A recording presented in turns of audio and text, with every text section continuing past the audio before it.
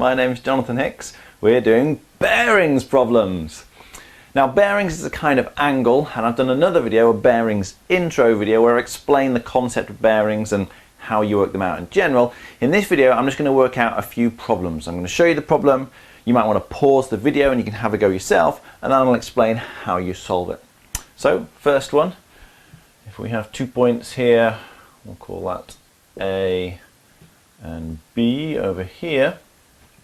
As I said in the intros videos, these are all like plan views. It's like you're looking at a map. You want to find the direction of one point from another one.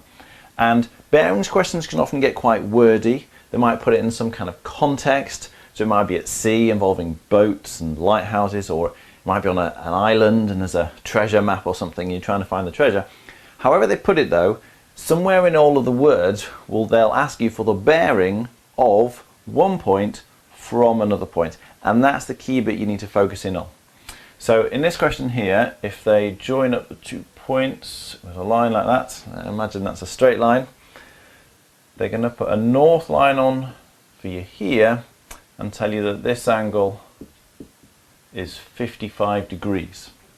And the question in this case is to find, amongst all the other words and things that they may ask you, what it boils down to is we want the bearing of B from A. So pause if you want to have a go at that. Here's the solution. The key thing to focus on here is where you're going from. Always start with that bit, and it's usually the last bit that they give you. So in this case we're going from A, and wherever you're going from you need a north line at that point. So if there isn't a north line at the point you're going from, which there isn't in this case, then draw one on. Just going straight up. North is always straight up on maps. And one important point to notice here is that the two north lines will be parallel. So you'll need your parallel angles facts for a lot of these bearings questions. So you can watch the angle facts video if you're not familiar with those. I go through all the parallel lines facts in that video. Alright, so the bearing of B from A, imagine you're standing at A and you want the direction effectively of B. And bearings are always measured clockwise from north. So it's the angle from that point pointing north round to that direction until it's pointing towards B. So we're trying to find this angle here. That would be the bearing of B from A. Now in this case we've got a nice pair of parallel lines and we've got the two angles inside, so we can use the interior angle fact. Now when I explained it in the angle facts video, I think I did it like a C shape. If you can make a C shape where those are the parallel lines, then the two angles inside are supplementary, which means that they'll add up to 180 degrees. Now in this case it's sort of turned on its side. Instead of having the parallel lines there, we've got them upwards. So if you turn your head on your side, you can see the C shape there, which means that these two angles, the angles inside that C shape, will add up to 180 degrees. And that then allows us to work out what this is. So it's going to be 55, or rather it's going to be 180 minus the 55. So in this case that's going to give us 125. So this angle here is going to be 125 degrees.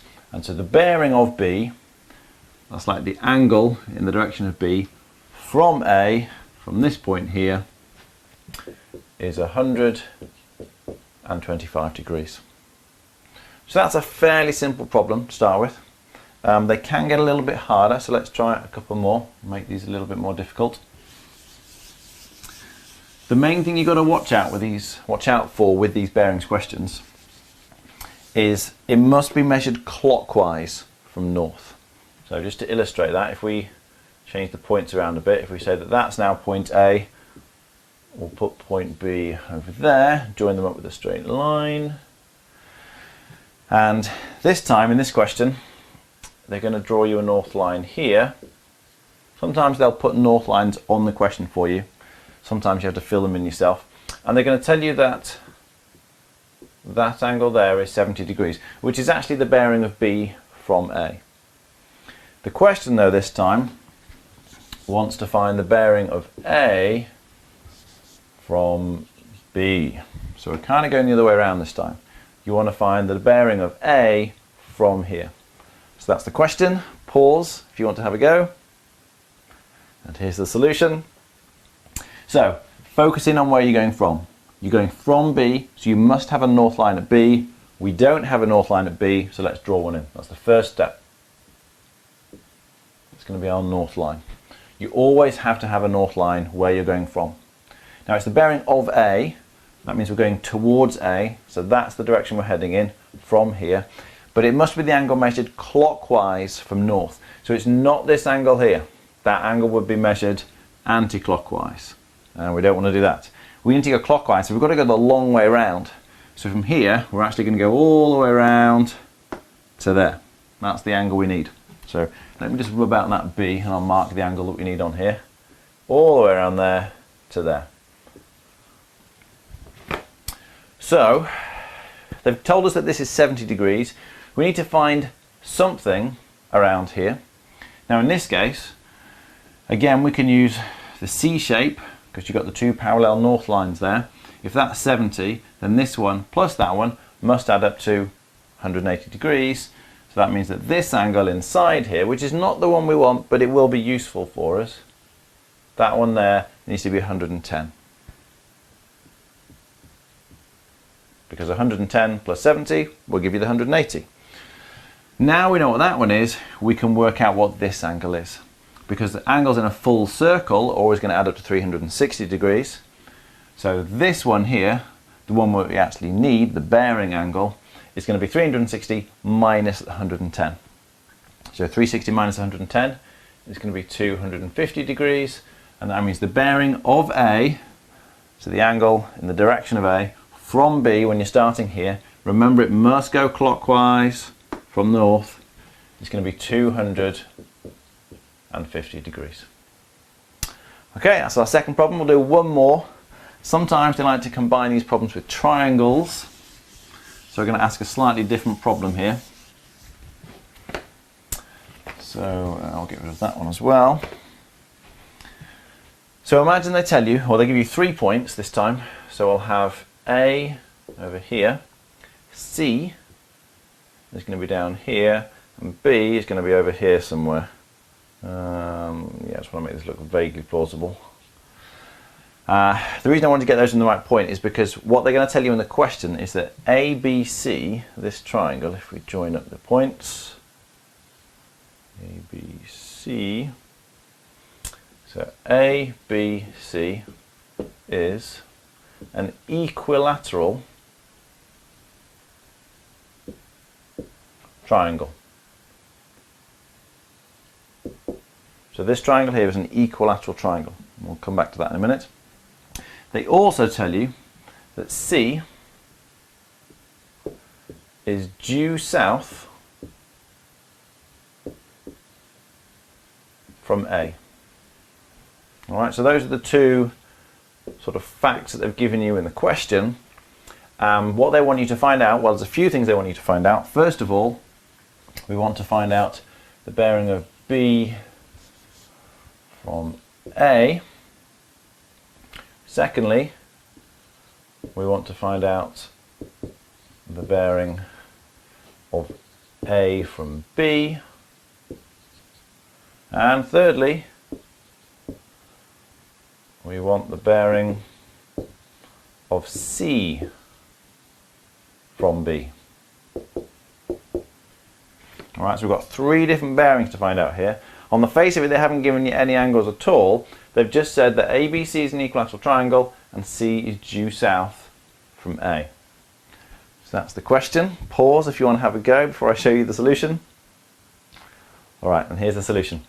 So, an equilateral triangle. What does that mean? Well, equal obviously means equal. Lateral means side. So it means all 3 sides are the same length. Now that's useful, but more useful is that in an equilateral triangle, all the angles have to be the same as well. And we know that all the angles in a triangle add up to 180 degrees. So if all these 3 angles are the same, and they all add up to 180 degrees, then you just have to divide 180 by 3, and that gives you the size of each of those angles. So 180 divided by 3 is going to give you 60. That means that this angle here is 60 degrees. So is this one. and so is this one.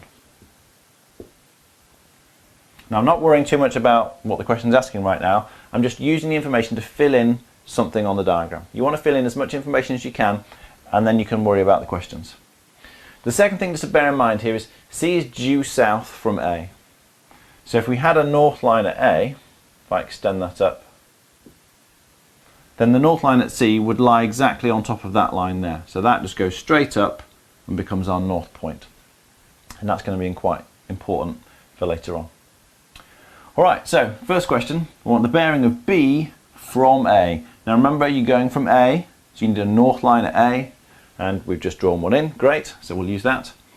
So it's the angle clockwise from north. So in this case, it's this angle here that we're trying to find. Yeah, from north towards B, that's the direction of B, and it's clockwise from north. So that's the angle we need there. Now, because we worked out from the equilateral triangle thing that this is 60 degrees, that means this one plus this one, because they are sitting on a straight line, they must add up to 180. So 180 degrees minus the 60 means that that angle there must be 120 degrees. So that's our first one. Could fill that in as well, 120 degrees. Alright, second one, we want the bearing of A from B.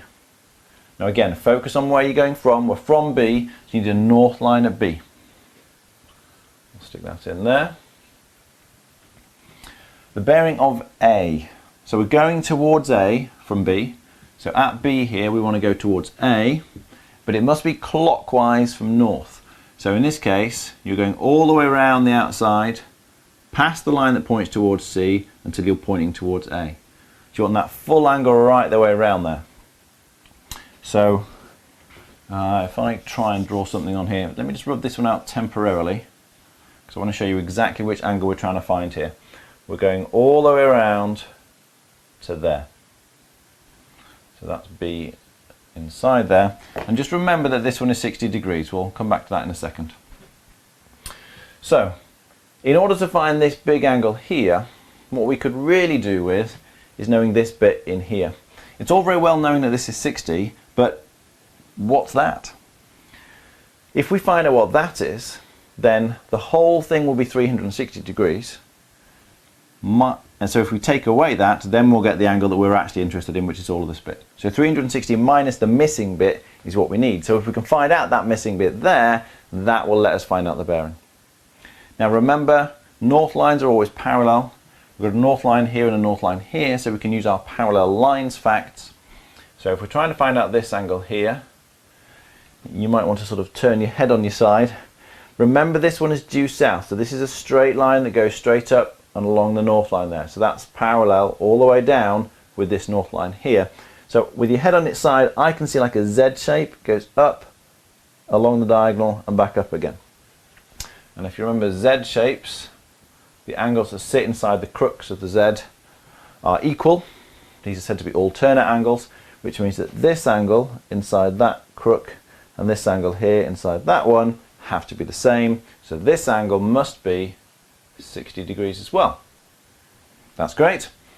So now the angle from here around to there is going to be 360, the whole circle, minus the 60 degrees for the missing bit, which means that the bearing of A from B is going to be 300 degrees. Yeah, 360 minus 60 gives you 300 degrees. So that's the second one. And finally, we need the bearing of C from B. So again, we're going from B. North line at B, we've got one. That's great.